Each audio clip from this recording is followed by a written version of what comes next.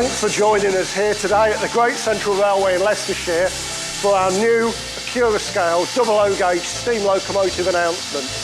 We caught up with the loco in question at the Severn Valley Railway earlier in the month, and today we've come to see it with the EPs at this railway.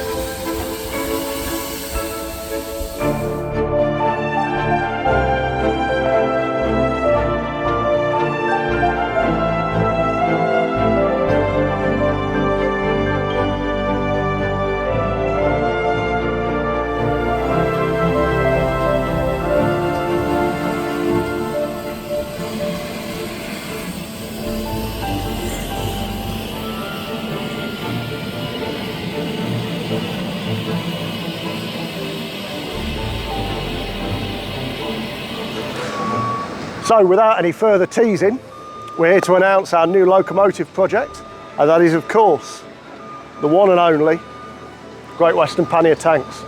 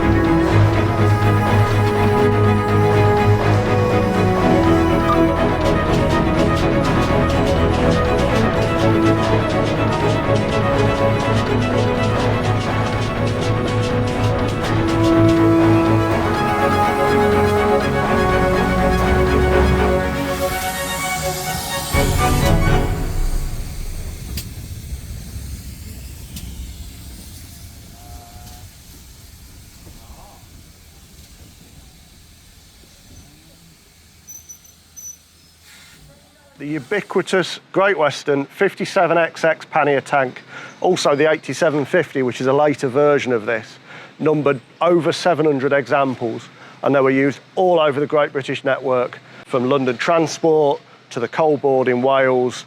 From the first 5700 Panier tanks that were produced in 1929, they were such a successful design that they were produced in every year right up until 1950. A total of 863 of these machines were built at works all the way across the country, from the North British in Glasgow to Swindon on the GWR.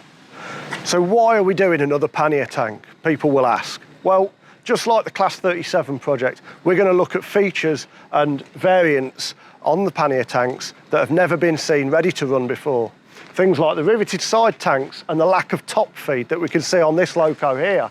But that's not it. We'll also be looking at the London Transport versions with the tripcock apparatus and cutback cabs. We'll be covering all variants to model all Panier tanks in time. Certainly the 5700s and the 8750s.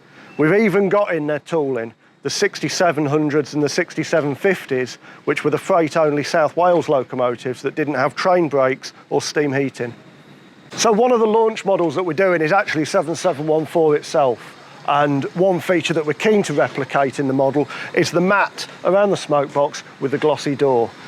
A feature of most preservation locos because you just can't get the paint like you used to. Moving back down the loco, you'll see some of the features on this one especially. This one, in fact, wasn't made by Great Western at Swindon. It was Kerr Stewart. The whole history of the Pannier Tanks is a book in itself, but actually there was many variations within the builds of panniers that, depending on where it was made and when it was made, gives you all different features on the loco. And we'll have that capability within our tooling to cover different flavours. So other things that you might see here on the running plate, things like the sand and operating rods, the oil pots, and there will be a full representation of inside motion in there as well that you'll be able to see from outside the loco. So again, going back to this particular loco, which we can use to illustrate some of the differences, we'll notice that the cab roof has got a full rain strip on the side, and this is rare in most 5700s because when the 5700s were preserved, a lot of them came from London Transport, and those cabs had been cut back. So this, being an ex-National Coal Board loco, actually retains its original width cab, but we'll have that capability in our tooling to represent either the full width or the cut down cabs. Our extremely comprehensive tooling suite allows us to fit correct injectors depending on whether the locomotive has got back feed or top feed for the water. So another variation within our tooling, when we do the earlier versions of the Pannier tank, as built, they didn't have this handrail on the side. It was actually attached to the inside of the beading. And cab doors were also a later fitment. So when we do the early ones, it'll have the correct cab and the correct arrangement, depending on which model it is. So other variations that you'll see on the model is different patterns of brake gear, depending on which model it is. There was an earlier pattern of brake hanger that was 2 plates as opposed to a casting. So we've got that option as well.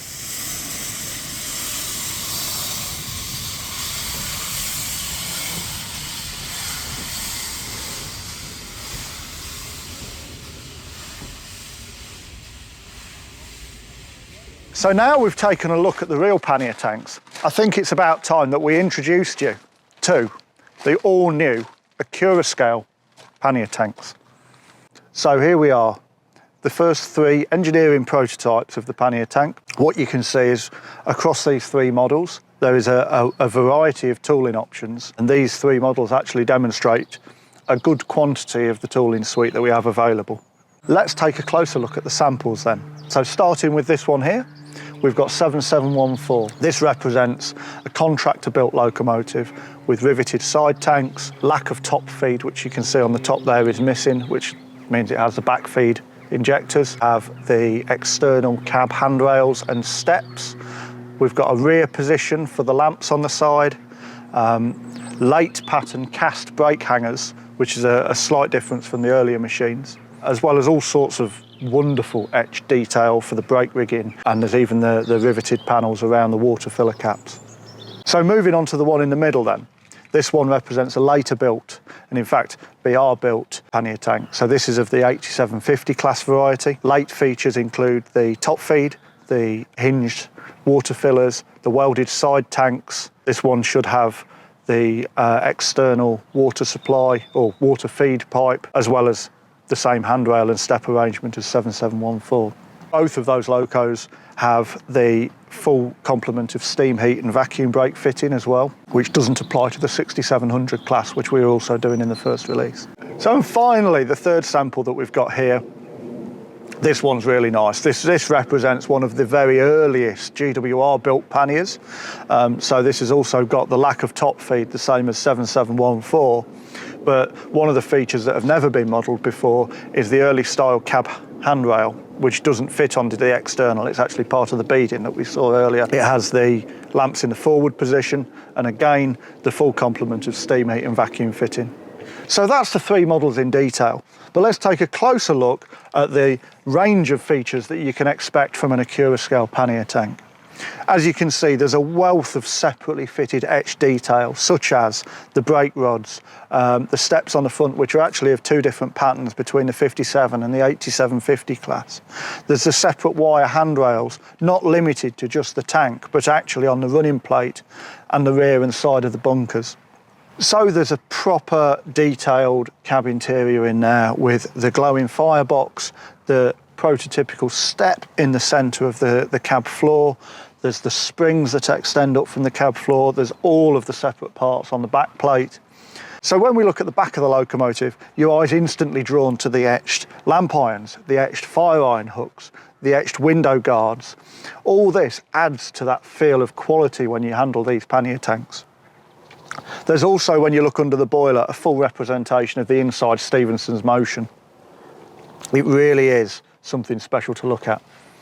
So aside from the detailing that you can see immediately when you look at the locomotive, it's not all about being pretty. What do these locos actually perform like? Well, we've had them on the test track here. We've hauled very long trains up very steep hills. There's a powerful coreless motor in there. There's a twin speaker setup for DCC sound. The loco itself weighs 215 grams, which is a considerable weight for such a small locomotive like this. And of course, for that extra bit of reliability, given that it is a tank locomotive, there's a stay alive power pack in there for uninterrupted running over your point work. So I think that summarises the wealth of detail and variations that we've encapsulated within this Panier tank project. So it's time to pack these up now, and we'll be taking them to Worley Exhibition this weekend, where you'll be able to join us and the team over at the NEC in Birmingham to come and see these for the first time in public.